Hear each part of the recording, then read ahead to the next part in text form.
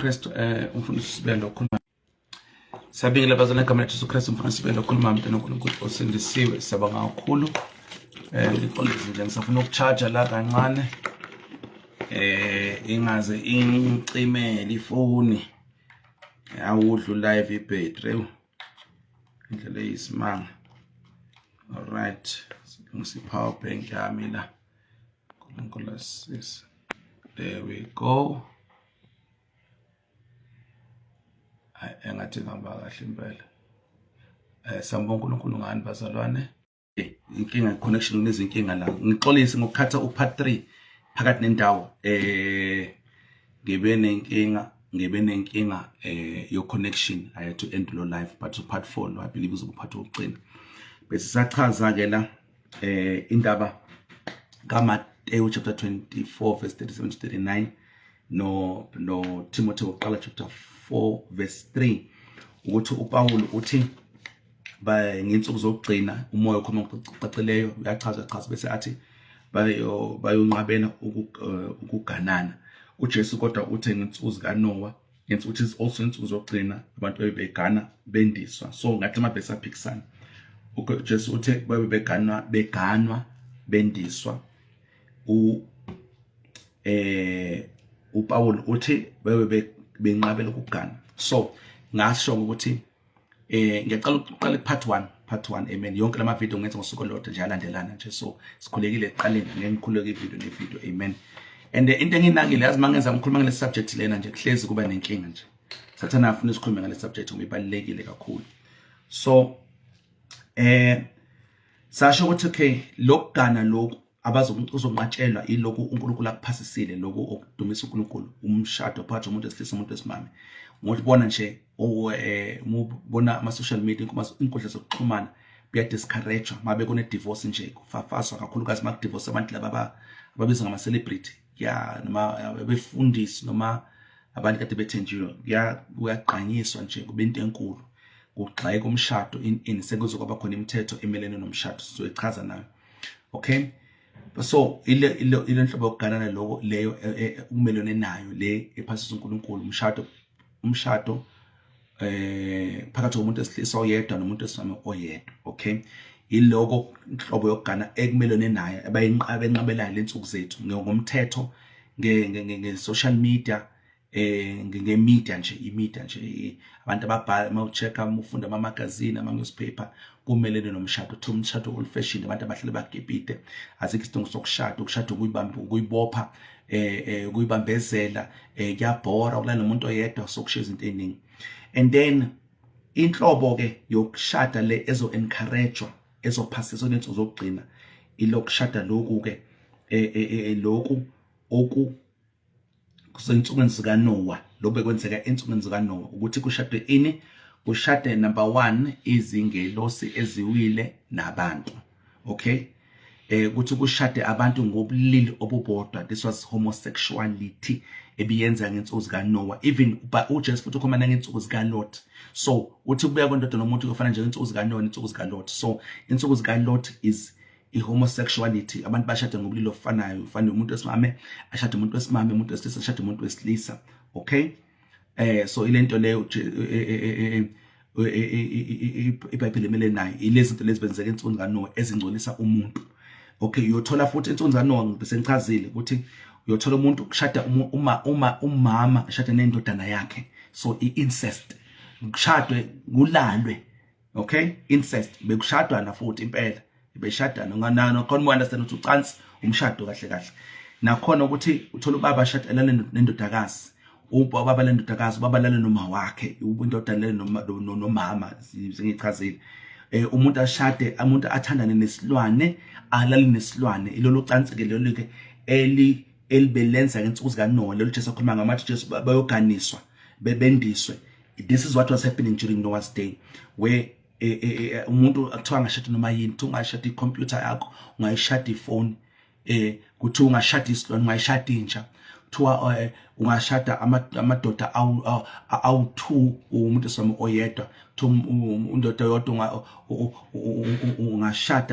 ungashada amanye amadoda amabili. Okay, so which is all ukungcola konke lokhu is kumelene nani nentando kaNkulunkulu. Okay, intando kaNkulunkulu. So this is the chance leli abazolivuma balijabulele belipromote bathi lihle lu right lunenkululeko ngeinsuku zethu as insuku zethu zibile emuva ziya kwinsuku zikaNoah. And lo cansa lo mshado nocansi athi uNkulunkulu lulungile simshadweni phakathi kwabantu ababili abafungile ebenza isivumelwano phambi kwaNkulunkulu nabantu bazothola lolu wrong. Okay, so lama verse lawa akaphikisana, ama verse lawa asasho into eyodwa. Okay, asasho into eyodwa aphikisana, just that uPaul uchaza ukuthi ikuphi ukugana mabe wena ukuthi manje uthi bonqabela ukugana uthatha ukuthi lokugana lokwaziyo wena unga-understand ukuthi ukugana insuku nenobe kwenzeka kanjani. First of all, ingelosi beshada nabantu ukungcola lokho abadeni abantu bebeshadana ngobulilo ofanayo, bebeshadana ngobuhlobo, bebeshadana ngobuhlobo, and all these things, that is all wrong. Okay, balalo ngobuhlobo, that is all wrong. Okay, so okay, all right, and abantu bebenza lezi zinto bazi ukuthi zi wrong, abantu bebenza lezi zinto bazi ukuthi zi wrong. Now okhona omunye okay uyayibuza ukuthi okay why uthi sibiya ku wrong but uthi ku wrong kodwa lesikhathi uAdam noEva bethola uCain noAbela amadodakazi avelaphi. All right, iBhayibheli lesevezela ukuthi baba namadodakazi, but mufunde ezinye incwadi ezingaphandle kweBhayibheli ke lezi engibalileke engithi azona ezinkaNkulunkulu, but ke bezabhala leso zizabhala abantu ebebecishe phela ngaleso sikhathi leso, futhi incwadi lezi incwadi amaJuda benazo futhi ezifunda eziquote. Uyothola ukuthi uAdam noEva baba namadodakazi, right? Bese uthi abantu banda kanjani emhlabeni sibi, angithi kuze abantu bandi bekumele ukuthi uKhayina alale nosisi wakhe. Yes, 100%. Then if velana nosisi wakhe ke bengalona ucathi ongcolile lolo, bengayona incest bukhuluma ngayo sibiya. Yes, bekuyi incest. Okay, all right. So manje uNkulunkulu wayivuma kanjani leyo nto leyo benga esebhubhisa abantu kuGenesis chapter 6? Well, simple.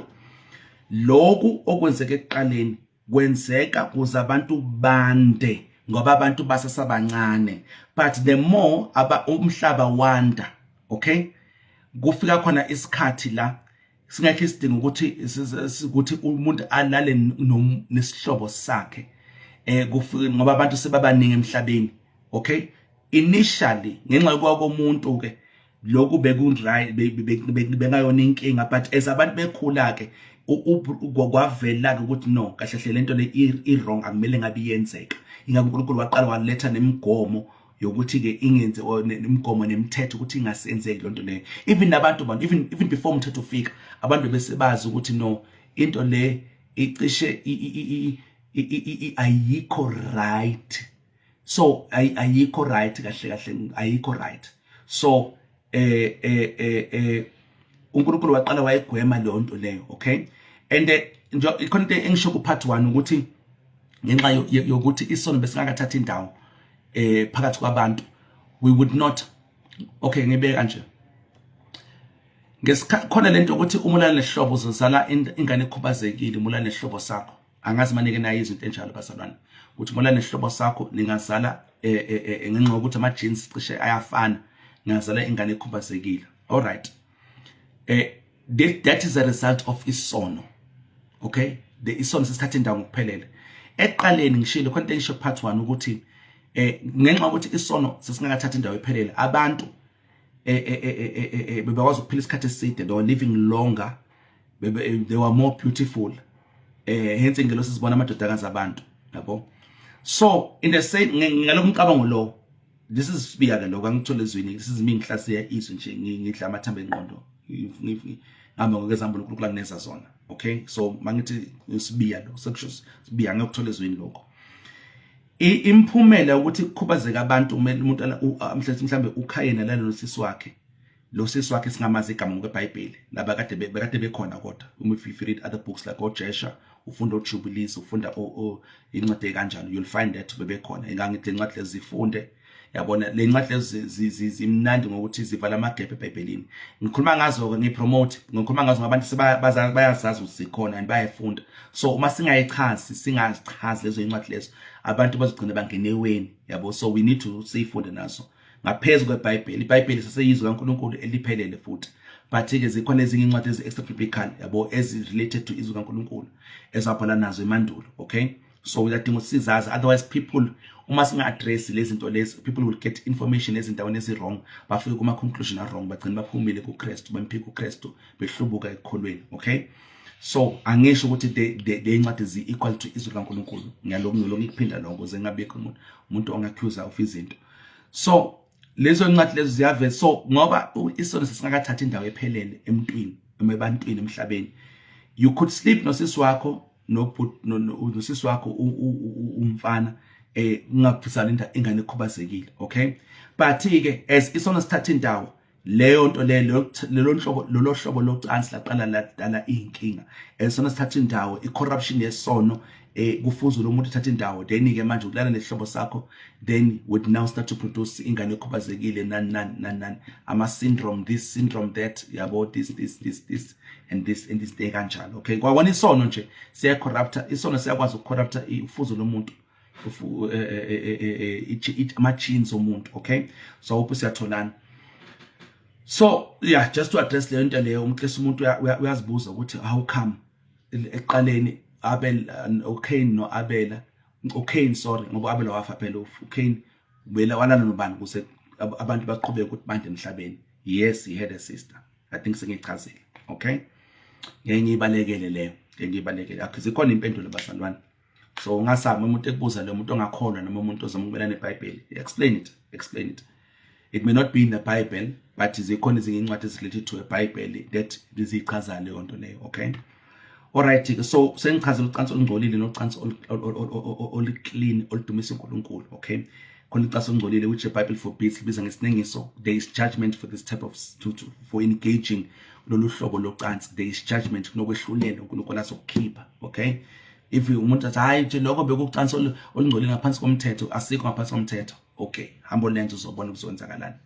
Humble lenza, go and engage in homosexual behavior, ubuye uzongitshela ukuthi kuzowenzakalani. Go and engage, humble lana nehlobo, ubuye uzosho ukuthi kwenzakalani impilo yakho. Yini oyibona ishintshe empilweni yakho. Humble lana nengane encane, go practice pedophilia, lento enziwa masonto namaRoma, abafada abalala nabafana, and come tell me ukuthi uzowenzakalani empilweni yakho. Go and practice ama-orgy and come and tell me. I'm telling you, the locansi libizo kwehlulela kukaNkulunkulu. God will judge this type of perverted sex. Okay, perverted fornication. Okay, alright. Ngathi kwakwana lokhu nje okujwayelekile ukuthi ulana umuntu ongashadanga naye, ulana intombazana angashadanga naye. Ithi iBhayibheli lo hlobo locansi lo nomzimba wakho. Lo sithi hayi lu right lo la shadanga nje sayilalela siyazi enjoy. Luletha ukwehlulela phezulu komzimba wakho. Judgment over your body. Kangakanani ke lelokuphinga, lelo kulana nesihlobo, lala nesilwane, lala nemuntu obulilo obodwa, lala nengane, kulana nabantu abaningi esikhathi esisodwa empedeni bathathu niba 4 niba 5 6 7 8 9 10. So gadani. Alright, so iyona ke into le, so iyona into ebalekile le. So ngiyaphinde ngiyayisho le ukuthi uNoah could not have preached ukuthi abantu abangena emkhunjini ngoba bebenofuzo olungcolile ngenxa yokulala nezilwane, yokulala nokulala nezilwane, noma ukuthatha ufuzo lwabo hlanganisa nezilwane, nazi izilwane zazingcolile bese kuneziqhwaga ezingabona abantu abaphelele. So ngazi ufuzo lapho hlanganise nkomo awusayena wena umuntu ophelele, nale nkomo le ayisaphelele, ayisona inkomo ephelele. It is now a perverted creation, so kuyindalo engcolile. Okay, alright. Ake sithi ke manje, and futhi ke the reason uNkulunkulu bengina destroy because bengekho uNkulunkulu indlela ngabahlenga ngayo. uJesu bengakafi, igazi lakhe bengakafiki, so bengazi ukubahlengeka. Now lesikhathi sethu uJesu angakwazi umhleka umuntu ophingayo. Yes. uJesu angakwazi ukuhleka umuntu ofebayo, lalo umuntu olala ngashadanga. Yes. Umuntu olala nomuntu angashadanga naye ophingayo. Yes, angamhlenga. uJesu akwazi ukuhlenga umuntu olale nesihlobo sakhe. Yes, igazi lakhe likwazi ukumhlenga, likwazi ukumhlenga even naleso siqalekiso leso. uJesu likwazi ukuhlenga umuntu obelale nesilwane. Yes, if umuntu uyasindisa uzala ngabuthi bisidalwa esisha, uyakwazi ukuhlenga isitabane 100%. Yes, uJesu akwazi ukuhlenga umuntu obelala nezingane ezincane as abusers, sexual molester, as raper. Yes, uJesu ekwazi ukuhlangana laba abalalanga nabantu abaningi esikhathi esisodwa indoda elala nabantu besimame ababili abathi esikhathi esisodwa uyakwazi ukubahlenga uJesu and the answer is yes. But this time this happened esikhathi sika Noah as bebelingekho igazi elinamandla elimsula elinganasono uJesu bengakayisiphambanweni bengakafi wavuka. So these people, the only way to save humanity was ukuthi uNkulunkulu abhubhise laba sebenefuzo olingcolile sebe genetically polluted, defiled, besasindisa le 8 aqale phansi ngayo uNkulunkulu asebenze ngayo kuse imbewu igcinwe imsulwa. Because impi eBhayibheli, if ungasamalisa iBhayibheli ngegama elilodwa, is imbewu. Abantu uNkulunkulu from the 8 uyaqala manje Noah ukuthi Abraham nani uNkulunkulu ufuna ukuvusa isizwe saka Israeli. Into isizwe saka Israeli kuthiwa ningalenzi ucansulo, kuthiwa ningaphingi ningafebi ningakhonza uNkulunkulu. Yini? Kufuna ukuvikela imbewu, because by the time uJesu efika imbewu uJesu uyithola imsulwa, isa clean, it is still 100% human. That's why bekudingeka a virgin. Had uNkulunkulu akadestroya umhlaba ngesikhathi sika Noah waseva laba bawu8 imbewu emsulwa, into ekuthiwa ivirgin ibengeke isaba khona, ngoba umuntu wesimame lokho kuprofethwe ngayo ukuthi imbewu yakhe iyona yochobeza ikhanda lesitha. Leso siprofethi besingeze kwathi bengeke kwazi ukuthi sifezeke. So in order to preserve, uNkulunkulu wavusa insali yesizwe emhlabeni kuthiwa Israel. Ingakho uNkulunkulu mekufika kuthiwa isono esingcolisa esinamandla okungcolisa, lesi sokufeba, lesi sama altare ukhonza ithixo nani ukhonza uNkulunkulu, into ebengcolisa imbewu uNkulunkulu bevele abhubhise same time abulawa akakhathwa ngamatshe noma ashiswe, because into beyikuthi akuvikelwe imbewu. Kuse uNkulunkulu wandinga lembewu leyo akwazi ukuthi kufike imbewu yomuntu wesimame, kufika uJesu, which is uJesu, afike azokwazi ukuthi ahlenge umhlaba wonke. Okay, but now umhlaba is moving towards, we are moving back towards insuku zika Noah. Okay, we are moving back towards insuku zika Noah. Technology now allows, scientists have now rediscovered leyo technology leyo yokuhlanganisa ufuzo. Ingane manje ingenziwa abantu umuntu esilisa umuntu wesimame bangalalanga, nemhlaba kuthatha imbewu umuntu esilisa athathe iqanda umuntu wesimame kuhlanganiswe, and then ingane futhi ithathwe ingabuyisele lokho kuhlanganisiwe kungabuyisele sibelethenzisa umuntu wesimame, kubekwe in a lab, kubekwe in a lab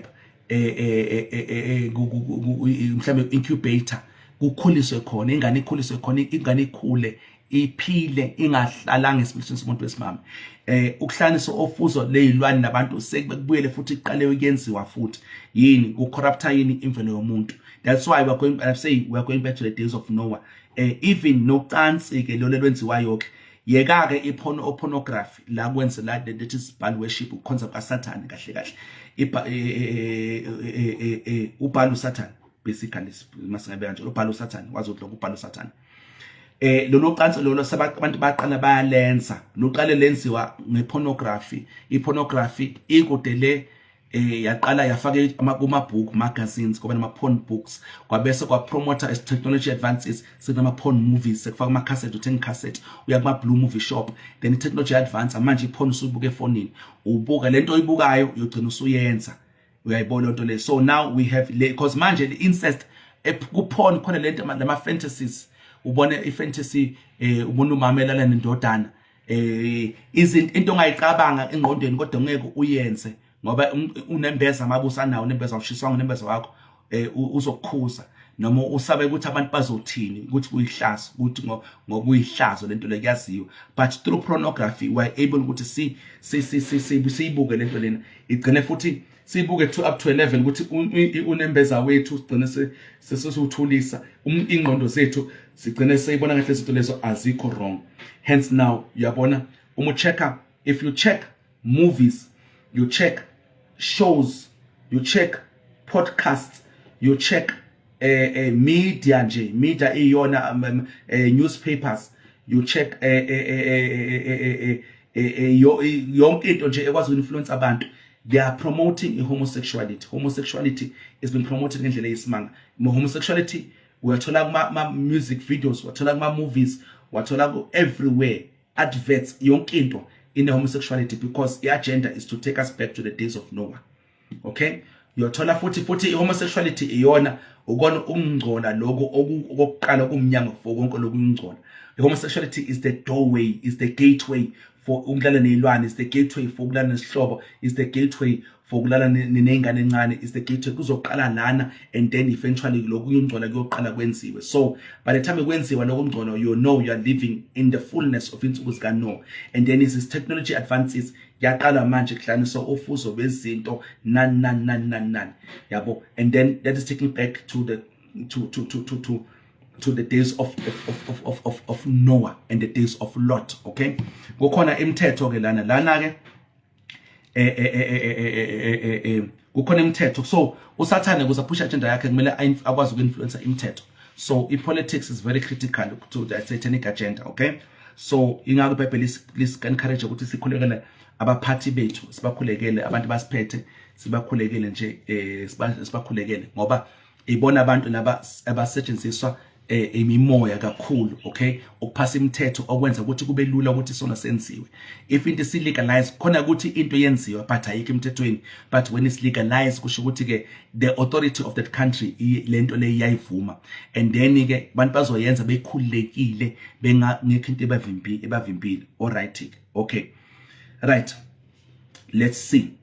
Okay, kukhona South Africa le act ebizwa ngeBella Bill. Angazi mabazalwane yabona nazi lento ezochaza lana ke notice lokho sigijimisana nama broke nama makeup na into emele ngabe sifocus kuyo, siyayisilwa nayo, sikhuluma ngayo, sizama ukuthi sibhekana nayo. Mase ukusigijimisa ama blue namacici nangani into enganamsebenzi in order of priority izwi lezo kaNkulunkulu. If ukwazi futhi ukuhlaziya izwi yabona ukuthi ayinamsebenzi ke lena this is into nje, into engatheni, into yabo engafaka nezona sesihogweni futhi pop futhi ngase abanye bafuna ukuthi sengahlambalaza mase ngiphuma endleleni sengiyabheda, kanti ke ngisakhuluma iqiniso nje lemsuku akuzona izinto lezi ezi issue yozulu nomhlaba. Lokho sokuchaza manje ke ikona lokho ekuyokwenza ukuthi impilo yamaKristu benzima South Africa and all over the world. Lokho ngizokuchaza manje ikona into ekwenza ukuthi amaKristu aqale azingelwe, ahlushwe, umzimba kaKristu uhlushwe. Lokho ngizokuchaza manje ke yeah. So lento lezinto lezi ezincane ezinganamsebenzi lokho si-arguisha sehlulelana ngazo. Nanifaka amabroku, nanifaka amabroku, nanifaka amacici, ninanqwazi akunamsebenzi. Truth be told, on a bigger biblical scale, biblical picture, on the bigger perspective of things, akunamsebenzi. Truth be told, nayi into ke lengizoyibala manje, lento kumele ngabe sihlupha ngayo eSouth Africa, even in other countries singabaKristu, ilento engizokhuluma ngayo manje. Number 1, khona lento ebizwa ngokuthiwa iBella Bill. iBella Bill iphasisiwe South Africa. iBella Bill ithini? Hayi, ithi ingane zonke ingane kumele esikoleni zifunda, ayikho ingane ekumele ifundiswe ekhaya. Lento ukuthi ingane izofundiswa ekhaya abasafuni, isinqatshiwe ukuthi umzali uzothi hayi ingane ngizoyifundisela yona mina, ifike esikoleni sizobhala ama exams ipass, kodwa ngizoyifundisela mina umzali ekhaya. Noma ngizothola umuntu ozofundisa ingane yami ekhaya, izoba netutor endlini, isinqatshiwe lento lezo. Zonke ingane kumele sesikoleni. Okay, but ke manje ke iBella Bill khona okuhle kuyo, but the agenda abone lezi zinto lezi sathana introduce into uzoveza okuhle kuphela ongathi kuya ku right, but lokho kubheda ngeke akusho ke, ngeke akuchaze ukuthi nako ku negative okusofela. iBella Bill ihamba nento ebizwa nge sexual comprehensive education. Ingane izofundiswa ukuthi ingane ezikoleni, every school, public private, izofundiswa ukuthi ingane ucansi ungashadanga akusonisona. Izofundiswa ukuthi ucansi phakathi kwabantu ababili bobulili obodwa abusonisona, ucansi nje alenziwe. This education is going to start from grade RR kuyaphezulu. So from grade RR, so kuzoba namabhuku anezithombe zocansi, ikhombisa ucansi ingane ena 4 years. Lokho isitho somuntu usitho sangasese somuntu wesilisa, lesitho somuntu wangasese wesimame. Lokho kungena lana, lokho kwenza kanjena in context amadoda amabili acabuzana elala, kuthiwa lokho ku right, lokho kulungile yini. What is the devil doing? Usathane uprograma isizukulwane ukuthi senze yini ukungcola, senze lelo cansi lolu olalenziwe ngensuku zikaNoah, because we are going back to the days of Noah. Thina sibadala, thina sibadala sekunzima ukusiprograma. Kunaloko kulula ukuthi mhlambe sibulawe, yabo. You'll see many diseases being introduced. Yofika nezifo lezi in virus this, virus that, in. Some of these things, they are created by abantu, okay? The inhloso yini is so that abantu babulawe, le generation endala ibulawe, bese kusale generation esenganalo ulwazi kaNkulunkulu. Angithi kuthiwa ngafundiswa ema-religious studies, iBhayibheli likhishwa esikolweni, akusakhuleka ezikolweni, iBhayibheli alikhishwa ezikolweni, lingasafundwa ezikolweni, igama likaJesu lingasabiza ezikolweni, yabona. But-ke in the place ba-introduce-ke ufundiso locansi olungenamasebenzi. Ingane ezingangeni ngisho nento ibizwa nge-puberty, ezingangeni ama-period, zothiwa afundiswe ngocansi. So yini, by the time ingane ithi 6 years isiqala iyazenza lezi zinto, isiqala ingane iyamisjubator, isiyaqala ingane manje yakwabona manje ngisho kanjalo khona abantu abazi ukuthi masturbation ayikho isona isono. Masturbation isono, isinengiso, it is self worship, it is worship to the devil, okay? Isono nje masturbation, truth be told. So futhi ngenza kahle ngayenza le video le manje ngoba kuyofika isikhathi lama videos kanje avela adelete kuthiwa nje komthethweni abazokhuluma kanje baboshwe baneza ama fine into kanjalo. Ama videos kanje there's going to be censorship, kuthiwa ngamanye amagama ngeke avunyelwe, okay? So it's good isikhuluma ngale zinto manje. Alright, so iBella Bill umntwana wakho esikoleni uzobafundisa ngocansi. Ngibona ingane na 6 na 7 ena 5 ekubuza ngocansi. Ikubuza ngocansi, iqala engage sexually. Yini konke lokho yini kungcolisa imbewu. It corrupts imbewu sexually. And futhi imbewu corruptiwe ke kunzima ukuthi ihlengwe. Ngiyahlengeka but it's hard ukuthi ihlengwe ngoba lezi iqalekiso lezi yabona inke mase ingane iqalenze lezi zinto lezi khona imoya ithola indawo, amadimoni athola indawo phezulu kwale ngane leyo. So it is hard for le ngane leyo ukuthi ifune into kaNkulunkulu, ifune ukukhonza uNkulunkulu because lezi zinto lezi iqale ukuzenza ukuthi ilale ngaseyincane homosexuality no pedophilia yodala lento leyo, yodala ukuthi ingane igcine esimene ngafuni uNkulunkulu lezi zinto zikaNkulunkulu, okay? So le nto le ikhona eSouth Africa yona into emele ngabe ibandla likhuluma nayo ke lena imelane nayo ukuthi no, because kufika isikhathi lana kuyothiwa lezi lezi sikwazi ukuyikhuluma, ukhuluma uyaboshwa noma ejela. Sazi ukuthi bangaka abantu bovuma ukuthi bayabazalwa lesikhathi lesebolumela ivangeli ke yabolumela ivangeli, hayi kumele ibrook, kumele ivangeli ivangeli kumele ukuthi uyaboshwa. Kulula manje ukukhuluma, anybody can talk manje. eSouth Africa ivangeli manje alikabi censored, akasho ukuthi akwazi ukushintsha. There's going to come a time lana kuqala kuboshwa abazalwane. Angisho i-great tribulation, I'm not talking about the great tribulation, ibandla selihlwithiwe if you believe in that leyo doctrine leyo. Ngikhuluma ngekuhlushwa kwebandla libandla lingakahlwithwa, just nje ukuthi kuvinjwe ukuthi ivangeli kuthiwa awukwazi ukusho igama likaJesu, awukwazi ukushumela estradini uthi uJesu uyinkosi, uyasindisa, uyaphilisa, uyena kuphela indlela eyakubaba. There's one that time is coming and it's very very close. Maybe this year is even that time. Siyaqala sibona umthetho kanjalo. Bese then kunenye imithetho ebizwa nge-hate crimes bill. Hate crimes bill kuzothiwa awukwazi ukuthi enye inkolo iyisono, ukuthi enye inkolo awukwazi ukugxeka enye inkolo, awukwazi ukusho ukuthi uJesu uyena kuphela indlela ezesizulwini. Lokho kuyakhuba, lokho kulimaza abantu, baphatha abantu akufuneki. It's called hate crimes bill, enye ibill esiphasisiwe la South Africa. So these are the things ezenza ukuthi kube nzima kuba umzalwane, kuba umKristu eSouth Africa, okay? Then number 3 kuna gender neutral single marriage bill, which is a bill ephasisa yini umshado between itabane abantu lilo bodwa, okuphasisa futhi even ipolygamy. Ipolygamy ke indaba yakhona is simple, it is not a biblical. Mangithi not biblical angasho ukuthi it's not in the Bible. I said it's not biblical. Amagama akuyona indlela uNkulunkulu afuna abaKristu aphile ngawo, okay? uNkulunkulu uke wakuvumela ukuthi kwenzeke, azange athi yena makuwenzeke. Ukuvumela ukuthi abantu bakwenze, washaya indiva uNkulunkulu. Hayi ngoba kufike naye uyena uthi makwenzeke, abantu bakwenzile wakushaya indiva. But after uJesu, from uJesu yaphezulu uNkulunkulu akasakuvumeli. Umufuna ukwazi ukuthi indoda imele ishade amakhosikazi amangaki, you check abancwadi baseEfesu chapter 5 ukubeka kube sobala uPaul, okay? So but-ke le bill le ithi umuntu esifama angashada amadoda amabili, amadoda amathathu angashadana. So umshado is no longer between umuntu wesimame nomuntu wesilisa oyedwa. It's no longer 1-1. It can be 4-1, it can be 4-4, it can be 2-3, it can be 2-5, whatever. That is called the the gender neutral marriage bill. So definition omshado ngokweBhayibheli isishintshiwe, definition omshado bilandela emhlabeni wonke ngokweBhayibheli isishintshiwe in order to authorize i-perversion, ukungcola, in order to authorize lokuganwa uJesu akhuluma ngako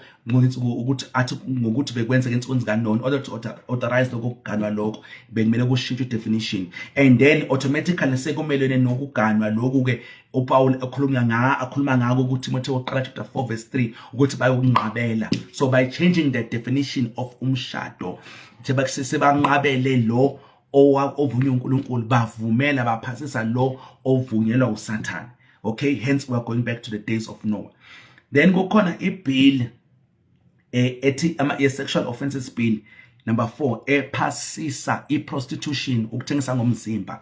Kusho ukuthi manje before abantu bathengisa ngomzimba bebeboshwa batholile indawo bakhishwe estradini nani le ndawo abanye bathengisa estradini, abanye kuneyindawo ezibiza ngama brothel la kwenziwa khona. So that now ama brothel asazoba emthethweni, and nokuthengisa umzimba estradini zoba emthethweni, I think from the age kuthiwa mhlambe from the age of 18 kuyaphezulu, but as time goes by lo mnyaka lo even nomnyaka lo uzowehliswa kuthiwa mhlambe from 12.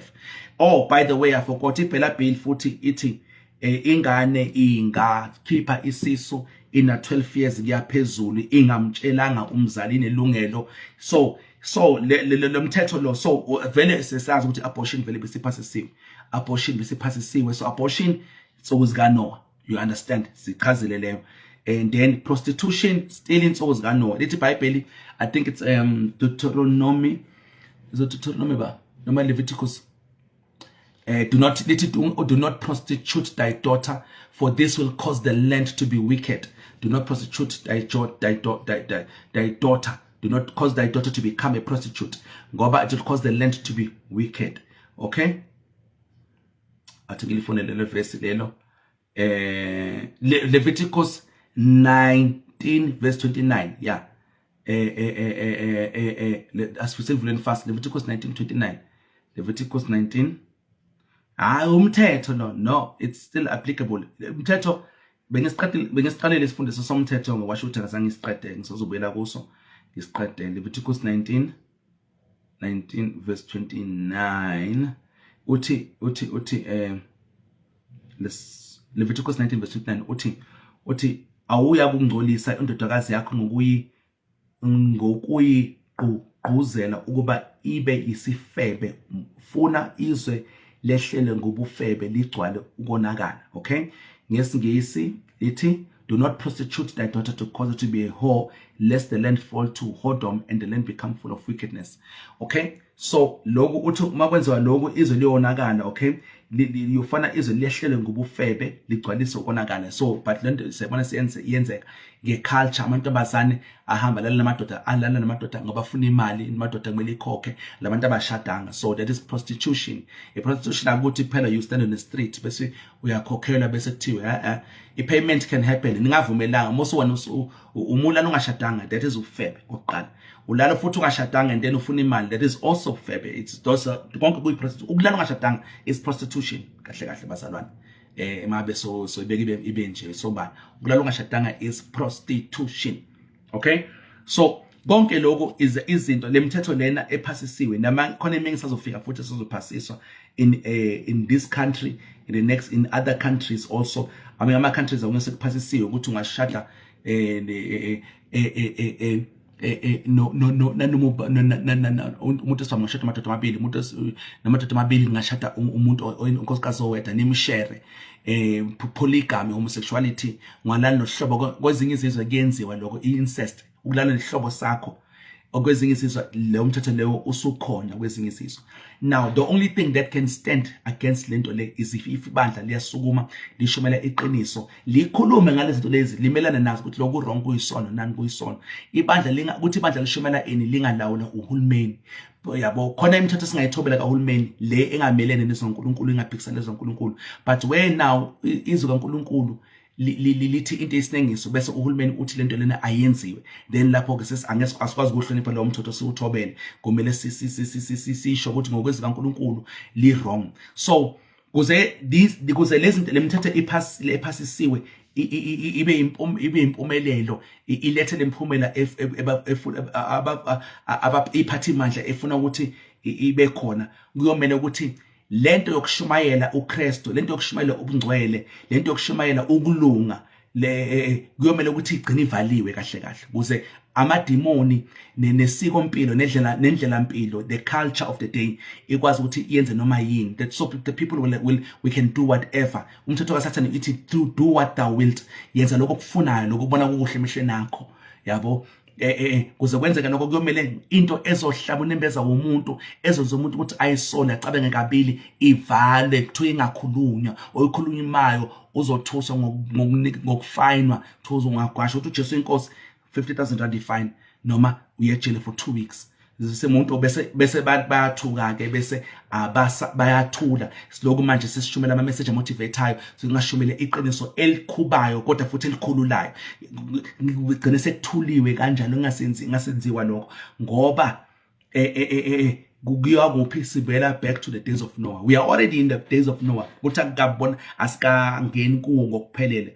Uma singene kuwo ngokuphelele, angeke the certain things esingeke zishiwo eTV, zingeke zishiwo ku radio, zishiwo kumabona kude, zishiwo emasontweni. Ngisho nezinto ezishumayelayo kuyofika isikhathi la amaKristu ayatshelwa ukuthi lalelani la, manishumayela ningathi ingalingeni ithinta indaba yobutabani, ningalingeni ithinta indaba yokufeba kulana umuntu ashadanga, ningalingeni ithinta indaba kaJesu ukuthi Jesu yena kuphela indlela ezulwini.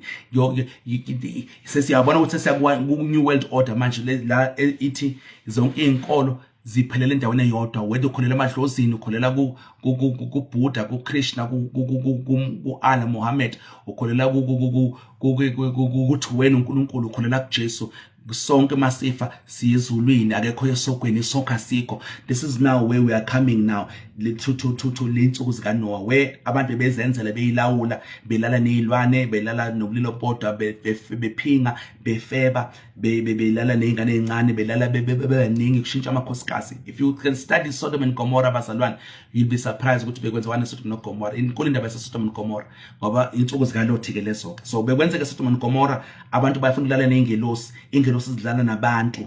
Ingelosi abantu baseGomorrah bebelala nezingelosi zingakafiki lezi ekade ithi uNkulunkulu ukuthi izobhubhisa. It was already happening, and they knew, laba abantu bebazi ukuthi ingelosi lezo, bebengazi, they knew ingelosi.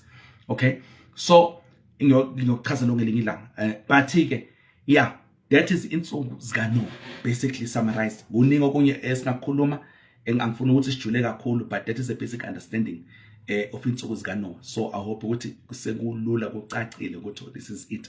So ngihamba kanjalo ke. So asifocuseni, yabona njengoba manje if ungabuza mina ukuthi sibe yinto ebalekile njengomzimba kaKristu, ethi ukuthi sishomele iqiniso, silimele ivangeli, ubungcwele sibushumayele, and ubungcwele bethu kumele sibe specific kakhulu.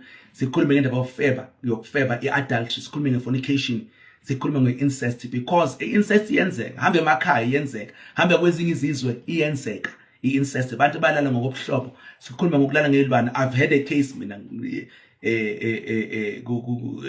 ngichaze kakhulu ngenxa ukuthi ama details angikwazi ukuba specific, but I've had a case la kuletha khona umuntu wesilisa kuthiwa kwenzeka kanje. We've had those kind of cases. Yenzeka. So don't think into leyo ekude nathi into yenzeka ngesikhathi sethu. Ebutabane ke iyona obvious, iyona ephusha kakhulu ke, iyaphusha. So we need to talk about these things ibandla simelane nazo.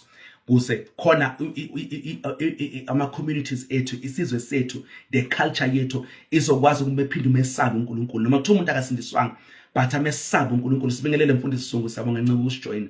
Sikwazi ukumesaba because abantu abaningi, the reason uSathane iphusha ngake ipornography iyasdesensitize, ngamanye amagama yenza unembeza wethu ukuthi ushe, uphawula kanembeza lishiswe. Sibona because pornography uyothola iadultery, kupornography uyothola fornication, kupornography uyothola incest, uthola nje kune fantasy intombazane lelo nobaba wayo ifuna ukwazi ukuthi kulana nobaba ngabanjani. Uthola kukhona le pornography la umuntu elala nesitwane khona, available ku black market. Khona into black market where you can find pornography la umuntu esimamelana nehashi khona. Those things are available, ziyenzeka, but zenzeke kufihleleke endaweni efihliwe. But uSathane inhloso yakhe ukuthi yenziwe endaweni la kuvuleke khona kube yona indlela impilo, indlela abantu abaphila ngayo, kuze sibuyele back to the days of Noah la lezinto bezenziwa. Bekuba khona, if you study the days of Lot, the days of ufunda indaba ngeSodom neGomorrah, the days of Lot, you study the days of Noah, there were days la kunama celebration khona kugujwa izdates la kuthiwa manje ke umuntu olala nokushintshana amakhosikazi, wona hamba la nonkosikazi womuntu, lona la nonkosikazi womuntu kushintshwana. There was that kind of sex, yabona nje i-adultery, i-adultery leyo. So and then lento yokulala nezilwane, it was there. As isibuyile manje uthola ama scientists amixa ufuzo lo fish nofuzo nani. Sifuthi iBhayibheli sithola nje abaFilisti akhonza uDagoni benjani, bekufish ngenzansi ngaphezulu umuntu wesifazane. Bakuthatha lokho. Into engayichazanga, let me explain this, maybe not ngichaze lelo. Ngithi uzikano lesikhathi uNkulunkulu ethubile zamcolo, konke kusemhlabeni kwafa, konke bekuphila emhlabeni kwafa. Okwasurvive yiloko bekuphila ngaphansi kwamanzi, naloko bekwazi ukuphila emoyeni. So bekwazi ukuphila emoyeni bekusurvive, unless mhlambe kwafake ngenxa ukuthi ke sekunesikhathi kungakwazi ukuyodla ukuthola ukudla emhlabeni. Angazi masathola na yini inyoni mhlambe ezinye zagcina zifile ngenxa ukuthi for some time they could not eat ukudla emhlabeni ngenxa ukuthi yonke into ikhavwe amanzi. Unless bekuyinyoni edla inyama ibingadla lokudla kwemizimba ebolile entanta emanzini. Angazi masetholana yini. Then ke okwasurvive yiloko bekuhlala ngaphansi kwamanzi. So whatever could live underwater was able to survive Noah's flood. But obekuphila emhlabeni, it was destroyed ngaphandle kwale 80 le uNkulunkulu ayifaka emkhunjini, nale ilwane lezi uNkulunkulu ayithatha 2 by 2. Le lwane uNkulunkulu ayithatha 2 by 2 yilezo zazi ngangcolanga ngokofuzo, they were pure 100% zangena. Nalabantu abawu 80 they were pure, abantu abawu 100% ufuzo labo lingahlangananga nofuzo lesilwane noma lofuzo lengelosi. uNkulunkulu waseva labo ukuze avikele imbewu, because into yeBhayibheli imbewu bekumele ivikelwe, lena igcine imsulwa 100% human kuze uJesu ngelinye ilanga akwazi ukufika.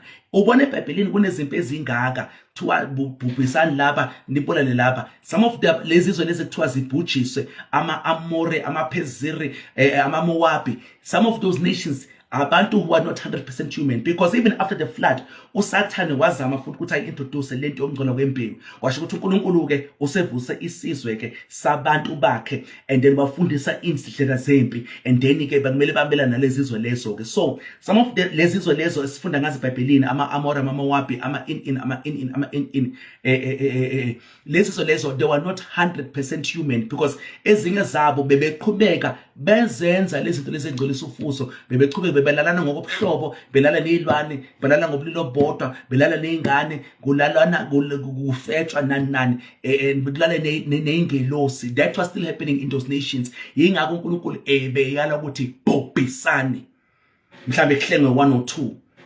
You understand? So bekwenzeka, so uNkulunkulu kuze avikele imbewu, kuze kufike uJesu ukuthi kube khona imbewu emsulwa that is 100% human. Yingakho uNkulunkulu bekwazi ukuthi abulala oAkhan, uAkhan bebentshontsha into noma bahambe balala lesikhathi abantu bakaIsrael. Ufunda uNumeri chapter 22-23, belala nabantu besibame, I think abekwa ama-Amori noma ama-Mowabi, angisakhumbuli kahle, wababhubhisa bonke because of ngenxa ukuthi bayihlanganisa nabantu abangcolile. Bangcole ngani? Ngokofuzo, ngempilo abayiphilayo, izinto abazenza ngasese, okuyindlela impilo yabo futhi, okuyindlela impilo yabo labo lezo ngokwendlela abaphila ngayo bona bayisizwe.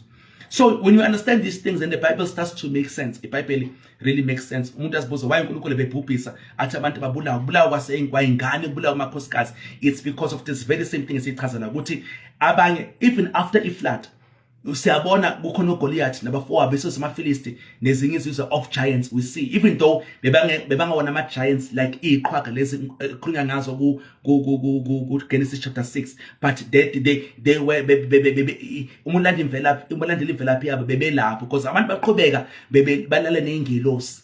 Even after uzamcolo balala nezingelosi, that still continued, but hayi ngendlela bekwenzeka ngayo before uzamcolo ukuthi bengcole yonke inyama. But uNkulunkulu by that time ebese vuse insali yesizwe sakwa-Israyeli azosebenza ngaso ukuze alethe imbewu kaJesu 100% human, enganagazi igazi layo elingahlangananga negazi elinesono, and also nomuntu azofika ngayo uJesu kumele abe virgin. If uNkulunkulu did not do what he did in Genesis 6, ngabe into ekuthiwa i-virgin ibingekho emhlabeni by the time uJesu kumele afike,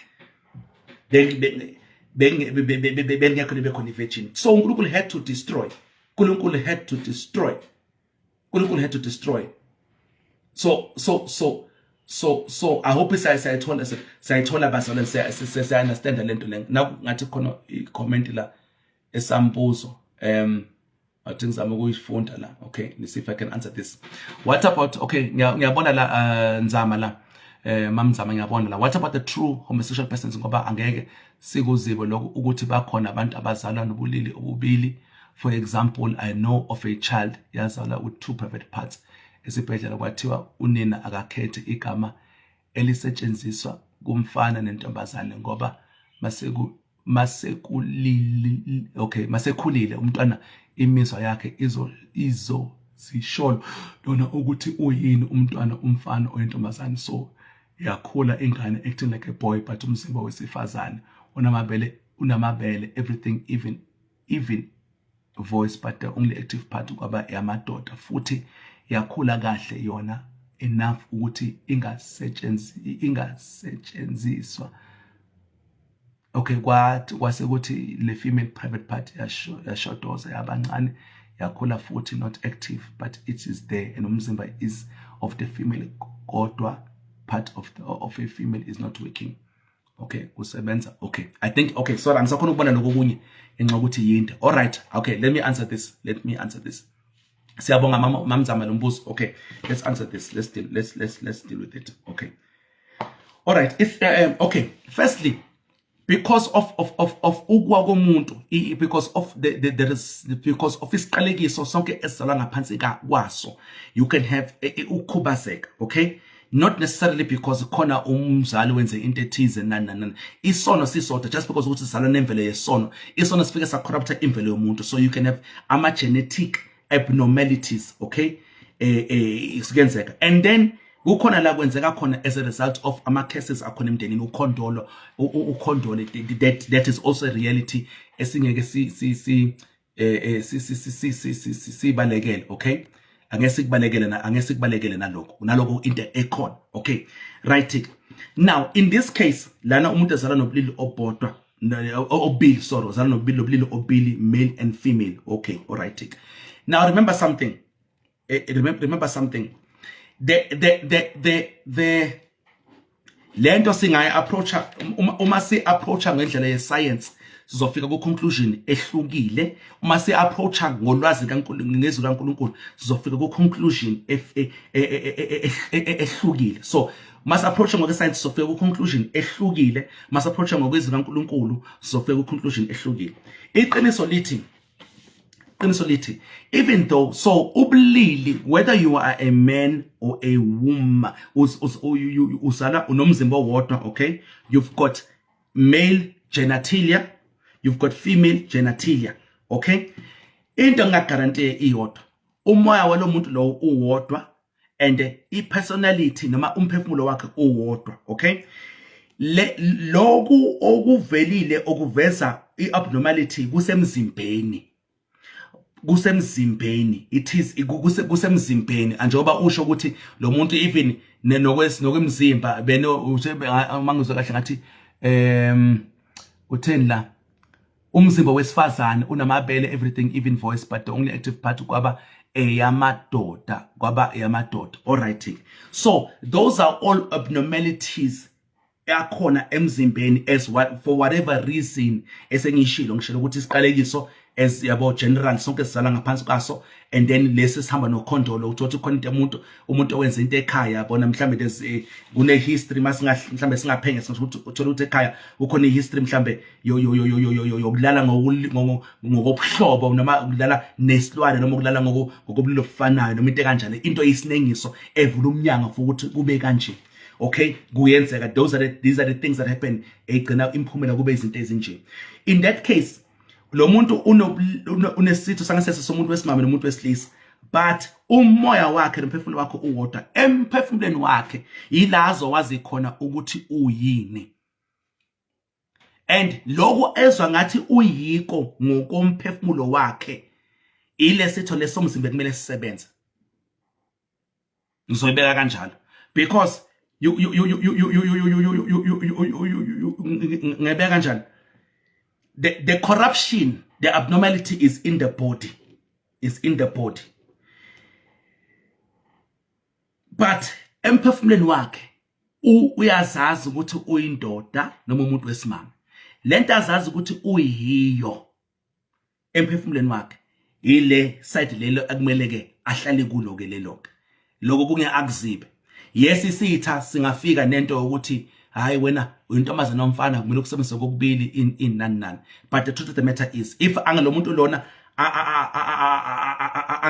angabuza uNkulunkulu, even mhlambe ngambuza uNkulunkulu, kuzoba khona lento ukuthi no, mina actually I feel ngiyindoda. Uthola ukuthi ke ngaphandle mayibheka khona lesitho somuntu wesilisa nomuntu lesitho somuntu wesimame, and then bese lesitho somuntu wesilisa isona esisebenzayo ke because ngelento ayizizwa ayiyo ngaphakathi. Let's say now ke uzizwa ubona ngathi udlelela both sides. That's when now I would say deliverance iyadingeka manje, because it can never be if lento if you have a male genitalia and ngaphakathi uzizwa umuntu wesimame, and then because of that you feel ukuthi okay, I'm now a woman, I'm gonna act like a woman, I'm gonna because I feel like a woman.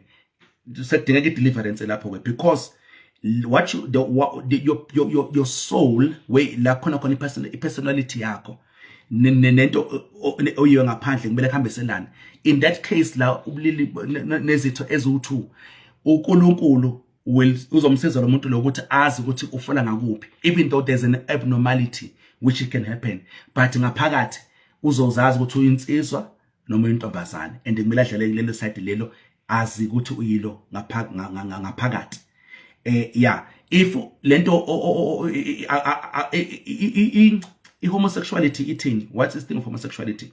It says I am it's a perversion because it says ngiyintombazane and then ngaphakathi ngizizwa ngingumfana noma ngilangazelela ngingumfana, hence ngizofuna ngizofuna enye intombazana because ngaphathi ngizomfana. That's why deliverance is needed, because lento onayo ngaphandle it should correlate to lento oyiyo ngaphakathi. Lento oyiyo ngaphakathi should correlate and to one thing. If bathike ngizogxila kakhulu kule ngaphakathi because la uNkulunkulu ehlenga khona kakhulu. uNkulunkulu uyakwazi ukuhlenga umphefumulo, uNkulunkulu uyakwazi ukuhlenga umoya, uyakwazi ukushintsha. We can become new creations, our souls can be renewed. Ingangithi ngizashintsha ingaphakathi even though unobulilo obubili, but what in your soul, what are you saying? Do you feel as if you are a man or a woman? You can never be both. If you feel you are both, you need deliverance. If ngaphandle unesitho somuntu wesimame and ngaphakathi uzizwa ngathi uyindoda, you need deliverance, because you should be feeling as if umuntu wesimame because unalesitho leso. If you have both but ngaphakathi you have one. So ngizoyiphendula kanjalo mama nje, ngiyiphendula emoyeni, ngingazange ngikhuleke ngistudishe ngifuna isambu noNkulunkulu, ngiphendula just ngolazo nginalo, just the knowledge that I have. Ngayiphendula kanjalo le ngithi okay, it's fine, there's an abnormality, we may not know the reason why, and lo muntu lo still ngasindiswa, and epathike kumele asebenzise isitho sodwa, especially in the area of sexual. Ukuchama ke singadependa ukuthi anatomy yomzimba ihambe kanjani. We can't change that. Maybe God can change it nakhona emhawukela umuntu, yabo, but ke into yokuthi uqansi wenziwa kanjani yo depend. Okay, I feel as if I'm a man ngaphakathi, my soul ngizibona ngimbulela ukuthi ngumuntu ngokomphefumulo wami, and ngumuntu wesilisa ngomphefumulo wami, and then isothi sithi singisebenza is lesomuntu wesilisa. If I feel as if I'm a woman ngaphakathi, sinisithi sisebenza ke lesiso somuntu wesimame, but I cannot use both in the name of ukuthi ngizalena kokubili. That is perversion. Enye perversion le, and izinto futhi lezi ezitholakala kumaphone la uthola ukuthi umuntu unako kokubili, yabo lonto. Yeah, so uNkulunkulu uyakwazi ukubahlenga abantu abanjalo akhona nama-surgery and so forth, yabo. Yeah, so but I believe uNkulunkulu still, lo muntu lo angasindiswa, lo muntu lo uNkulunkulu angamhlenga ngokomphefumulo, angamhlenga ngokomoya. Yeah, so that naye azowazi ukuthi kusebenza kuphi ke njengoba kunje. Okay, so ngiyathemba uphenduleke kahle. Yeah, mhlawumbe ngisazophinde futhi ngiphinde ngivakashele futhi sibhekisise, mhlawumbe ngabe khona ukudinga ukuthi ngikucorrect bese ngiyakucorrect. But kwaloko mama ngicela uyishare njalo okwamanje. Ngiyathemba uphendulekile, usizakele. Mhlawumbe khona mhlawumbe umbuzo sizoba nawo, utype ungibhalele sizoqhubeka. Amen. So injalo nje bazalwane. So yeah, this is a very interesting topic. Inamandla, very interesting, and it's a very relevant topic in zokugcina, because we are in the days of Noah, bazalwane. Not full blown, but we are in the days of Noah. So sichaza indaba yama fallen angels. Ma fallen angels uNkulunkulu wavalele emgodini onganamkhawulo. Abanye bathi they will be released in the last days in nan. But those are not the only fallen angels. Asakhona amanye fallen angels that are roaming amongst us. Okay, asakhona, there are other angels amhlubukile uNkulunkulu that are roaming amongst us. Kunebantu esithi abantu akubona abantu izingelosi, abantu bathatha isimo sengelosi. Sifundile lapha ku Hebrew chapter 13 verse 2 ukuthi ningakhohlwa ukunaka izihambi abafokazi, ngoba abanye benu banaka izingelosi bengazi. Okay, so ingelosi zingathatha isimo somuntu bese siyenza yonke into engenziwa umuntu. Okay, it can do it. Ngathatha isimo seyinyoni, isilwane hlala emoyeni, isilwane hlala emanzini. So now going back so masikhuluma ngembuso wamanzi, the reason now ngithe ilwane lezi eza survivor ilezi eyiphila ngaphansi kwamanzi, even nalezi ezadaleka ngenxa kokuhlanganiswa ngofuzo lomuntu nofuzo lesilwane, kwahlanganisa ufuzo lefish nomuntu lefuzo lomuntu, kwadaleka lento esibiza ngenkosazana, merman or noma inkosana, merman or mermaid. The reason those creatures are able to survive and is because zasiphila ngaphansi kwamanzi, because kuphila ngaphezulu kwamanzi emhlabeni siphila ngaphansi kwamanzi. That's why that is one of the oldest demonic creatures that you will encounter njengomuntu marine kingdoms, because zelwane lezo zisuka lapho kuGenesis chapter 6. Okay, so they are able to survive, and hence again, if they are able to survive, they could have introduced lezinto lezi back to mankind as abantu futhi lelwane lezi ziveza kubantu, abantu beyikhonza. Now even to this very day khona abantu, I met a lady uthi nje inkosazana yafika kuye, ufake yonke into ayicabanga nje ngafaka la esandleni umuntu omnyama. She met angahlangana nenkosazi, kuyafela inkosazana kimi iveze kimi nje ingithathe ihambe nami. Angisho nasemaphusheni, I'm talking in real life. Emini hayi nasebusukelele, emini ebhekile lento kuvele nje ayibone ithathe ihambe naye. So lesilwane lezi zisakhona le ndaba kodwa yazo isuka lemandulo. So these are things we need to understand, things we need to study and understand ukuthi sikwazi ukusiza abantu ukuthi bathole inkululeko. So indaba ama fallen angels is relevant kakhulu. Indaba ama giants is relevant kakhulu, iqhwaga is relevant kakhulu as we are going back to the days of Noah. And imithetho yesizwe ephasiswayo uyabona ukuthi sibuyisele emuva. Ngichazile indaba yamabhela bill, indaba yebhela bill, ngachaza indaba ye-hate crimes bill, ngachaza indaba ye-gender neutral single marriage bill, i-definition yomshado ishintshiwe, ngachaza indaba ye-sexual offences bill, promoting prostitution. So ingane zethu ziyofundiswa ngemkhuba yensuku zikaNoah zingazi, ngoba kuphasisiwe kusemthethweni ukuze uNkulunkulu azovusa, ukuze uSathane azovusa isizukulwane ezizokwenza lemkhuba leyinengiso lezi bezenziwa ensukwini zikaNoah.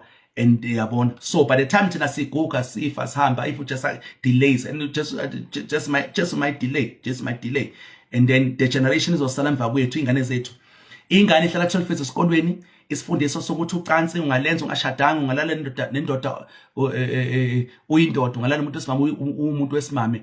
Le mfundiso le izoqala ka grade R. So mzali, fundisa ingane yakho izwi laNkulunkulu. Lento le, it's important now more than ever ukuthi amabandla afundise, and then nabazali emakhaya bathathe responsibility, bafundise ingane zabo ukuthi izwi laNkulunkulu lithi, kuze ingane ngoba esikoleni ithola imfundiso kaSathane. They is getting a satanic agenda, a curriculum is satanic based in this aspect yokuthi ethinta indaba zocansi, indaba zokuyiphatha. Now kuphasisa umthetho ingane makunemicimbi esikolweni twaze ngaphatha utshwala ingane, yabona this konke kuphasisiwe lokho under the Bella bill. Ingane makunomcimbi kunama get together, bakuvale end of term, nani they can bring alcohol. ingane esikolweni kuphasisiwe konke lokho. So ingane yakho you can't say ayisakwazi esikoleni kuphasisiwe konke lokho. Alex sazofika eminye imithetho ethi igama lika Jesu you can't mention it. Sazoshintsha amabhayibheli kunenge kusazofika, but they've already imithetho already in place. Inkinga sanebandla, and ibandla zogcina manje lifaka isifonyo kuthiwa you can't say this. This is offense. You say this niyejele, you say this niyavalwa, you say this nithola ifine. You can't say Jesus is the only way to heaven. That is offensive. Likhoba abanye abantu. That is lento leyo adlona iqiniso elipromota inkululeko, lilethe condemnation, ukwahlulelwa, ukulahlwa in uJesu ziningi indlela, zonke indlela ziphela noNkulunkulu. Kuthiwa kuhlanganiswe inkolo, lento ebizwa nge-syncretism, inkolo yamaSulumane, yamaNdiya, yamaBuddha, nenkolo yobuKristu, nenkolo yamaJuda, akuhlanganiswe kwenziwe inkolo eyodwa. So singasho into ezokhuba omunye umuntu, ashumele nje uthando. Let's preach love, let's preach love, let's preach love. God is love, God is love. uNkulunkulu akahluleli, uNkulunkulu akafuni imngcwele, uNkulunkulu akafuni ingcola. God uthanda wonke umuntu, no matter what you do, God loves you, and that is the truth. But akulona iqiniso eliphelele leyo. God loves you, yes, but it loves you enough to change you, to transform you. So lapho nje bazalwane. So we need to prepare. Siyeke indaba sikhuluma ngezinto ngamasebenzi, sikhuluma ngama-broom, ama-makeup, simaka amacici, izinto esengichazile ngabanzi la, ngichazile ama-cosmetics and precious stones okwensuku zikaNoah, ukuthi idaba belihamba kanjani. Ngichazile o-forbidden knowledge, ngachaza ukusebenza kwezinto ngokukhohlakala nokusebenza kwezinto ngendlela enhle. I've explained all that. Sekumuntu ukuthi manje wenza njani-ke, but ngichazile-ke. So when we speak about fallen angels, khuluma ngebhuku lika-Enoch, we need to speak siqonda izwi kaNkulunkulu, sinokuqonda okuphelele, sinesisekelo esiright, sokwazi ukuhlaziya kahle ukuthi into iyisono. Uma kusho iBhayibheli ukuthi liyisono izwi kaNkulunkulu, sehlulela ibhuku lika-Enoch ngokwezwi kaNkulunkulu. Ibhuku lika-Enoch is not the word of God, okay? It is not part of canon ukuthi kumele libe phakathi eBhayibhelini. Yes, khona amabhayibheli asekhona sibalifakile, good, but-ke kumele silihlaziye, silihlunge ngokwezwi kaNkulunkulu, okay? So yeah, I think ngifikile emaphethelweni of part 4. Sibonga kakhulu bazalwane, siyabonga mamnzama, siyabonga mfundisi Zungu ukusijoina bafethu, siyabonga kakhulu. Please share the video, it's very important ukuthi understand lezi zinto sikhulume ngazo. Ngisazofundisa ngensuku zikaNoah, mangisengifundisa in the last days, probably ngiyoyenza ebandleni ngoba ngeke ngenze la social media yo. I-teaching mhlawumbe izothatha mhlawumbe 6 months nje, uma soyiqala kahle sidile na everything at the last days. Zimoya ingcwele eyembulile ngokwezwi kaNkulunkulu. I will back things up with the scriptures. Mabe into eBhayibhelini ngithatha kwenye source, I will say this is found in this source. For example, kukhona ama-Georgia stones. If you've ever heard ama-Georgia stones, awasekho manje ke, avele nje bawathola ebhidlikile. But amatshe nje that are similar to the 10 commandments, la kubhalwe khona ama-commandments awu-5 ekuthiwa bonke abantu mhlawumbe kumele baphile ngawo. Akwazi ukuthi avelapha afike kanjani. Amatshe nje asathola ebhaliwe ukuthi ubani obhalile wawabeka kwaziyo. But one of the things ebhaliwe lapha ukuthi i-population yabantu akumele indlule emhlabeni wonke. I think akumele, mangikhumbula kahle, I stand to be corrected, akumele indlule ku-5 million. Angisakhumbula, these are things I studied long time ago. Akumele indlule 5 million, I think 5 billion, no? 5 billion population abantu emhlabeni. So now bese uyabona ukufa kwabantu ke nani all of these things nani uyabona efikayo abantu bafa ngobuningi babo kulezi zifo lezi nani. It's some of those things is because khona abantu baphila ngale mthetho leya levela ku-Georgia stones ukuthi i-population yomhlaba kumele idlule 5 billion. So imindlula kumele kube khona isehlakalo esenza ukuthi i-population yehle, okay? Kumele kube khona isifo sofika sibhubhise abantu, yehlise population ukuze umhlaba ukwazi uqhubeka ukuthi ukwazi ukusustaina uwondla abantu, because there's khona inkolo ukuthi asinawo umhlaba does not have enough resources ukuthi sustain bonke abantu. So abantu bele bezala sande emhlabeni, umhlaba ugcine usungakwazi ukusustaina because baningi kakhulu, and that is not true. Biblically speaking, that is not true. But khona abantu abalephezulu abanamandla abathatha inqumo ezaffect umhlaba wonke, who have that agenda. Uyabona sesikhuluma manje ngo-Illuminati, sesikhuluma manje ngenda enjalo ngama-Freemasons, things like that, which is something uma sikhuluma ngensuku zokugcina, it's something we also have to touch, because izinto lezi eyikhona, this information abantu abayizwa lapha nalapha bedonse be-pick up. So we need to explain these things. Endlini kaNkulunkulu, I believe we have to talk about everything ukuze abantu bathole information right through the mind of God, through the word of God. Ukuthi izwa uNkulunkulu lithini ngalento le. Okay, so kubalekile basalwane, we have to talk about everything, because lento into engizoyisho, yabona i-agenda into ezokwenza ukuthi ibandla lihlukane. Ngiyayizwa kuthiwa masibe united, manje sikwazi ukuba united phezu kwesisekelo samanga. Unity enganale qiniso is not unity, it's compromise. So into ezokwenza ukuthi ibandla into ezokwenza ukuthi sikwazi ukuthi insale obani ibandla elicompromiseile elithengisa ivangeli obani, it's one issue. If I can summarize it ngegama elilodwa, ilento esibiza ngehomosexuality. The topic and the subject of homosexuality ilona ezokwenza sazi ukuthi iliphi ibandla elizomela ivangeli, iliphi ibandla ezomela ezothengisa ivangeli. It's homosexuality, it's homosexuality. Lento leyo, it's, you can tell ukuthi umuntu usakhola ivangeli by where they stand with that subject. Anybody can say uJesu inkosi, but if your belief system, your moral values, your doctrine does not line up with izwi kaNkulunkulu, then usumhlubukile uJesu, usuhlubukile ukukholwa wena kahle kahle. So iyona subject leyo, and iyona subject leyo ekudilana. If you read the New Testament, Paul umelana nokufeba, uPetro umelana nokufeba, and if you check nokufeba, they are talking. uPetro speaks about orgies. If you read uPetro uthi Petro mama sebemangala ukuthi ningasahlanganyeli nabo kuma party inhlanganyelo zabo. He speak about orgies. Some Bible translations they will translate lama party as orgies. Ama party lebe kudlala khona ngifike nishintshane lona nalo ngiphinde ngilale nalo kuyashintshana ni mhlawumbe uyivala ubuso. Those things were happening ngesikhathi sabo in the Roman Empire, in the Greek Empire. Those things were happening. So they were happening. So bebamelana. Homosexuality was happening during Paul's day, during Jesus's day, during Peter's day, during biblical times. Homosexuality was happening. Inkolo yobuKristu ifika ethola indlela mpilo ekhohlakele where homosexuality, where ukulala nezilwane, ukulala noihlobo, it's a norm, into enziwayo emphakathini. uKristu iyafika inkolo yobuKristu yashungayelwa, and then isishungayela yashintsha iculture, and what was done in public, lokulala nezingane, homosexuality, ukulala nezilwane, ukulala nokuhlobo, ukufeba, ukuphinga, what was done in the open kwabese kwathathwa, it was done in secret, akusenziwa in the open, because inkolo yobuKristu ifike yashintsha yonke into, kwenzeka ama revival, washungela izonkulunkulu, abantu bahlabeka baphenduka, and labo who still wanted to continue in that way of life of adultery, fornication, incest, bestiality, homosexuality, pedophilia, orgies, bafuna ukuqhubeka nama abortion, bafuna ukuqhubeka ne witchcraft, bafuna ukuqhubeka ne astrology, bafuna ukuqhubeka na yonke lento leyo, bakuthatha baqhubeka nokungasese sekufihliwe. Hence the secret societies, okay? The secret society, what was now open is now being done in secret. But ngensuku zika Noah, what was now being done, what was done in secret, because kuthiwa kuyihlazo, is now going to be brought back to the open. And then laba abantu kuzomele laba abantu bebemele ukulunga baqhubeke bakumele, or else they give into the culture, bas justify and give into the culture ukuthi hayi ukulala manu masasilimazi umuntu musang angijoli amcheat mus yebo sishadanga siyalala but angisona isifebe. Ukufeba is if ngithandana nalo ngibe sengilala nomunye, but ukufeba ngokuBhayibheli ukulala nomuntu ongashadanga naye. Ukufeba ngokweswe ukuthi uthandana nomuntu ongashadanga naye nibe nilala bese ulala nomunye umuntu. That's the world definition of ukufeba.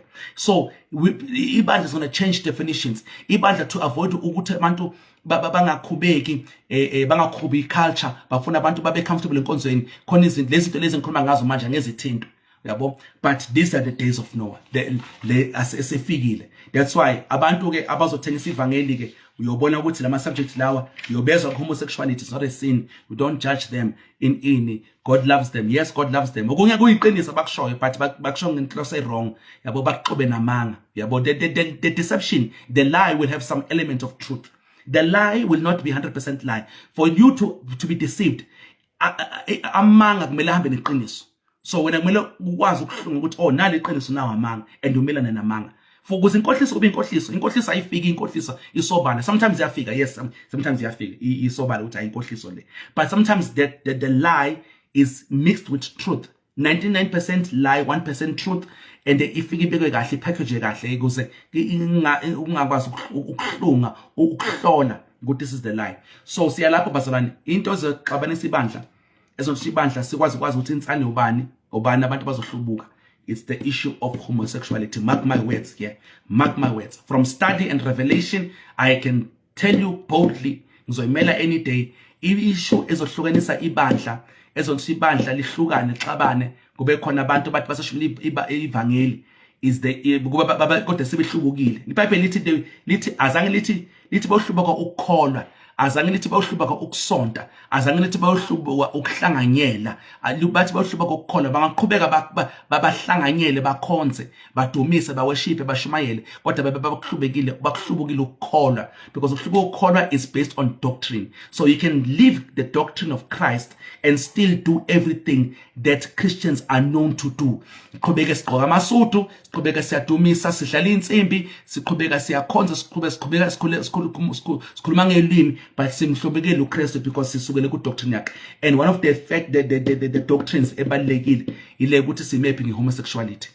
Ya uJesu ayithanda itabane ezabantu akayithandi into abayenzayo ngoba isinengiso, but ke abantu uJesu wayifela itabane nazo zimenyiwe esiphambanweni. Emayifika esiphambanweni uJesu ufika ayaziguqule, azishintshe, ziguqule ziyeke impilo yobutabane. He's able to save them to the uttermost, to the full. Umuntu abiyeke impilo yobutabane. But for kuze itabane zisindiswe, we have to preach the truth. Asikwazi because ukuthula kwethu ukuvuma.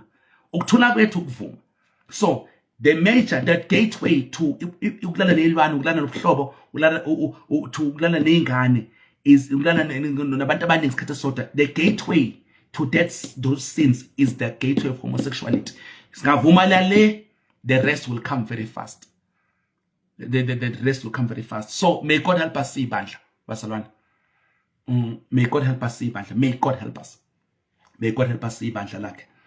Ngicela ukumala, I think I've said everything I need to say nginsuku zika Noah. Oku basic nje akuphelele obviously, but kuze singagcina sesididana ke sesijela kakhulu kuningi okungesingakuveza. But imithetho le, remember the Bela Bill. Nazi into umuza umzala ukuthi uyazi ukuthi Bela Bill yini, because abantu abazona abalandela ipolitiki. Bela Bill, hate crimes bill. Bela Bill ufundisa ingane ngocansi. Khona ingane zoshisa izingcole ziqale zenza ukungcola ekuncane bazo. By the time zikhulu ushimutshela ngoJesu resistant to ivangeli, akafuna ukulizwa ngenxa ukuthi usengene emoya of favor, ama demon of favor, ngenxa ukuthi uzonto ucansi ongcolile. Phela lento I'm not sorry. Lento siyenzeka isibone yenzeka amabandleni la of amadoda ekuthiwa angashadi. Yabona ukuthi kumele umshado kuthiwa angashadi. Ngabo because ayinikele umsindizweni kaNkulunkulu lamasonto lawo. Bese lama same guys wabona futhi alala neingane, pedophilia. It's an extreme of homosexuality. Even the same place you'll find homosexuality. Even no sister, umuntu usister ugqokile lana unqwazile wafaka into kuphela uyibonayo ubuso bakhe nentamo yakhe. Sometimes nentamo uyibona ubona ubuso kuphela. Those people ngasese bayalalana ngobuloboto. They are practicing lesbianism, which is homosexuality. By practice because these are things that are done in secret. But in secret to satisfy the sexual desire. Ngoba babambele into ukuthi bangagani, which is into esuka bangagani umuntu wesilisa, which is lento le akhuluma ngayo Paul banqatshela ukugana. We are there. A lot of these things ezinye when we sisazofundisa ngebandla the Catholic Church, we have to talk about that as much as it might be a sensitive, offensive issue, but we have to talk about the Catholic Church. I will have to touch the Catholic Church because ziningi izinto amanye agenda asuka lapho impela. It's one of the avenues Satan wasebenzayo ukupusha into eyiningi. Okay, when I say the Catholic Church, nakhona church unestar ngoba not really a church. Okay, so gender neutral marriage definition omshado ishintshile. Umuntu angashada, umuntu esimame angashada amadoda amathathu, amadoda amabili angashadana, amadoda amabili abangashadana, indoda yodwa angashada amadoda abawu-4 akunankinga. All of that is perversion of marriage. And then sexual offenses marriage, it legalizes the prostitution, of which it will attract ukwehlulelwa, isizwe sizohlulelwa. Prostitution, the country will be charged. Abortion iphasisiwe nayo 12 years ingane ingakhipha isisu umzala angazi, the country will be charged ngoba sichitha igazi lemsula. That is worship of Molech. Okay, ukulala ngobulilo bodwa, ukulala ukuphinga, fornication, adultery, incest, bestiality, homosexuality, pedophilia, orgies, that is all the worship of Baal. So abortion is the worship of Molech. Konke lokunye lokungcola ucansi ongcolile is the worship of Baal. Baal worship yonke leyo. So all of that, the country is going to be judged. In witchcraft, countries are going to be judged. ukhonze ithixo, countries are going to be judged. It's simple nje. Yabona khona kwenzeka ama-natural disasters, just know benza one of those 4 things. There's either witchcraft on a large scale lelo, and ibandla mabe likhona ibandla alikhuleki livuma izono zezwe lime esikhaleni. Witchcraft, idolatry, ukhonza uNkulunkulu, kune homosexuality and kune abortion. Once you see those 4 things happening in any place, ngenani eliphezulu, ngezinga eliphezulu, ukwehlulelo kusendleleni. Okay, that's why izibandla kubalekile ukuthi sime esikhaleni sikhulekele isizwe sethu, amadolobha ethu. South Africa, just umzansi nje, check umzansi. Umzansi amadolobha avame kuba nenkinga zamxolo, floods, ama tornadoes, ikhukhula, ishingishana yini. Mainly you've got 3 provinces. You've got KZN, you've got Eastern Cape, you've got Western Cape. Yini kwenzeka lama province lamathathu? Simple. Ubungoma la ubungoma kubande khona khonza abankulunkulu khona kukhonza umoya yamanzi kuphi lezo ndawo lezo zontathu futhi.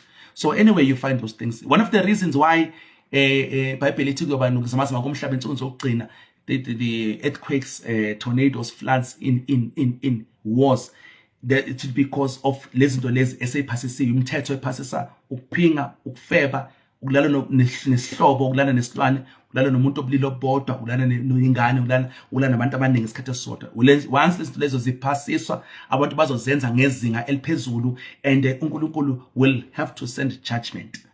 So ibandla kuyomele libe ku-intercession kuze abantu bangabhujiswa, bathole ithuba by extension of time kuze bashungeze basindiswe baphenduke. Okay, so when God is supposed to judge, imibandla lima esikhaleni, then uNkulunkulu will hold back judgment, thus extending isikhathi for us to continue preaching kulabo bantu labo bese bayathola ithuba ukuthi basindiswe baphenduke. Notice ngitho sindiswe and phenduke, angasho ukuthi phenduke bese usindiswe. I said usindiswe bese uphenduke, kunomehluko.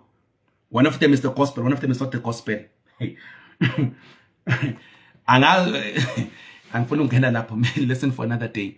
So kubalekele ukuthi siyibandla sikhulekela amadolobha ethu bakwethu, sivuma izono, singenzanga thina but kwenza abantu abangamazi uNkulunkulu, sivuma izono on their behalf, sivuma izono ezenza amadolobheni ethu, sivume, we repent, substitutionary repentance. Yeah, sime esikhaleni ngathi kwenze thina. 2 Corinthians chapter 7 verse 14, if abantu bamabeza igama lami njalo lelo verse lelo ke ngathi yayibona lonto. So we have to do that, otherwise sizoba nenkinga. We'll see judgment everywhere ngenxa yezinto ezenziwayo eziphasiswayo. So may God help us bazalwane egameni lika Jesu Kristu. Sibonge kakhulu, sengikhulume kakhulu, izoba yindeke le video le, but it is kubalekile ukuthi sikhulume ngalezi zinto. It is very very important ukuthi sikhulume ngalezi zinto. So may God help us. Siyabonga kakhulu, God bless you. Siyabonga, God bless you bazalwane. Athi sivale ngomkhuleko. Father, in the mighty name of Jesus Christ we pray. Moya ngcwele, siyabonga lesifundiso, siyabonga Moya ngcwele ukusisa, ukusipha ukuhlakanipha, ukusipha isambulo esihambisana nezwi lakho. Moya ngcwele we pray, sisize Nkosi as we are entering the days of Noah siyibandla. Help us Moya ngcwele silimele iqiniso, help us Moya ngcwele ukuthi silimele iqiniso, silithande iqiniso, silimele silishumayele ngothando egameni lika Jesu Kristu. I pray, Father, for the church, the body of Christ in South Africa. Moya ngcwele sipha ukuhlakanipha. Nkosi, help us to prioritize izinto ebalekile ezweni lakho. Help us to prioritize wena Moya ngcwele, prioritize intando yakho, izwi lakho Moya ngcwele, lokho Moya ngcwele uthi kubalekile. Help us Moya ngcwele usilimele iqiniso, sibe iqiniso Nkosi emakhaya ethu, emabandleni, even Nkosi when it comes to hulumeni. Help us Moya ngcwele, in the mighty name of Jesus. We give you praise and glory. We exalt you, Father. We just thank you in Jesus Christ's mighty name. Vusa Nkosi ama intercessor, raise intercessors, raise churches who are prayerful, mighty God, azoma esikhaleni amele Nkosi indawo nendawo.